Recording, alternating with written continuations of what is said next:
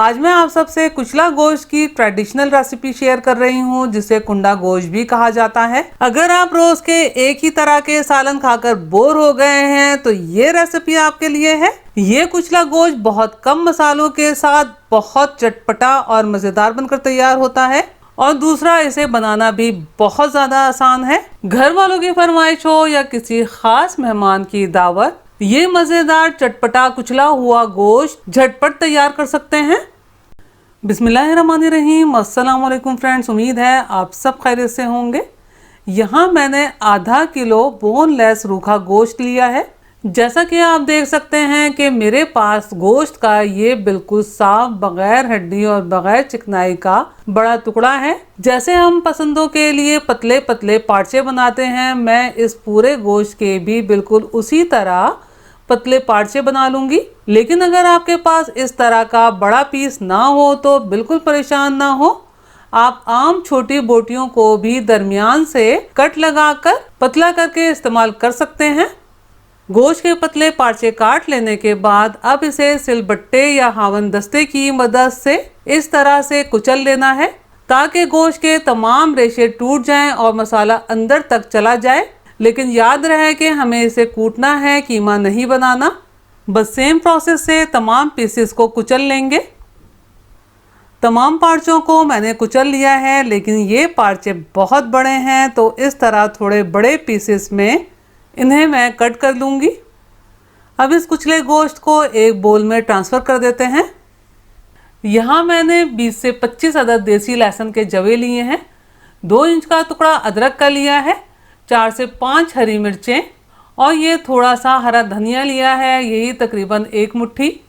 अब इन्हें grinder jar में डाल देते हैं और थोड़ा पानी शामिल करके इनका पेस्ट बना लेंगे। पेस्ट बना लेने के बाद अब इसे गोश्त में शामिल कर देंगे। इसमें ये मैंने 1 टेबल स्पून लीमू का रस शामिल किया है, 3/4 टीस्पून या हस्बे जायका नमक। अब इन तमाम अज़्ज़ा को गोश्त में अच्छे तरीके से मिक्स कर लेना है। मिक्स कर लेने के बाद अब मैं बोल को कवर कर दूंगी और तकरीबन 1 घंटा ऐसे ही रहने दूंगी। अगर आपके पास टाइम ज़्यादा है तो आप 4 से 5 घंटे या सारी रात मैरिनेशन के लिए फ्रिज में भी रख सकते हैं। जब तक गोश्त मैरिनेट हो रहा है तो इसके लिए हम हल्का फुल्का सा ड्राई मसाला तैयार कर लेते हैं और साथ ही बाकी तैयारी भी कर लेंगे।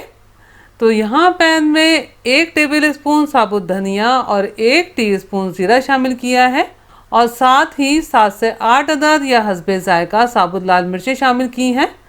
इनको लो फ्लेम पर 1 से 2 मिनट मुस्तकिल चमचा चलाते हुए भून लेना है। भून लेने के बाद इन्हें ग्राइंडर जार में शामिल करेंगे और हल्का सा दरदरा पीस लेंगे। कुकर में 1/4 कप कुकिंग ऑयल शामिल किया है। आप कुचला गोश्त बनाने के लिए सरसों के तेल का भी इस्तेमाल कर सकते हैं। और यहाँ मैंने एक थोड़े बड़े साइज की दरमियानी प्याज बारीक कटी हुई शामिल की है। अब प्याज को मीडियम फ्लेम पर गोल्डन फ्राई कर लेना है। प्याज फ्राई कर लेने के बाद अब इसमें ये मैरिनेटेड कुचला गोश्त शामिल करेंगे। अब गोश्त को मुस्तकिल चमचा चलाते हुए कलर चेंज हो जाने तक मीडियम टू हाई फ्लेम पर अच्छी तरह भून लेना है। भून लेने के बाद इसमें ये मैंने सिर्फ 1/2 टीस्पून पिसी हुई लाल मिर्ची शामिल की हैं और ये 1/2 टीस्पून हल्दी पाउडर, और ये जो हमने ड्राई मसाला दरदरा पीस के तैयार किया है ये भी शामिल कर देंगे। इसमें ये मैंने सिर्फ 1 कप गर्म पानी शामिल किया है। गोश्त को कुचलकर गोश्त के रेशे तोड़ दिए हैं और दूसरा ये गोश्त मैरिनेटेड है, इसलिए बहुत कम पानी शामिल करेंगे। और यहाँ मैं दरमियाने साइज के 2 अदद कटे हुए टमाटर शामिल कर रही हूँ। टमाटर डालने से इसका एक बहुत ही ज़बरदस्त हल्का सा लिपटा लिपटा सा मसाला बनकर तैयार होता है, जो रोटी या नान के साथ खाने में बहुत बेहतरीन लगता है।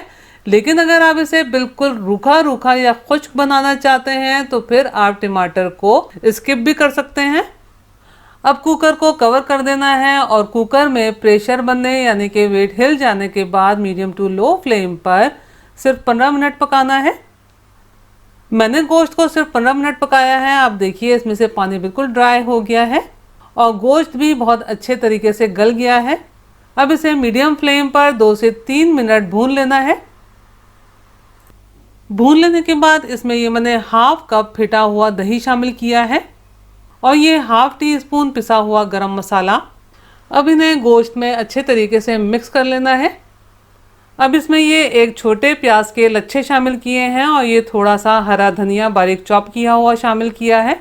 अब बस कुकर को कवर कर देना है और लो फ्लेम पर सिर्फ 2 मिनट दम पर पकाना है।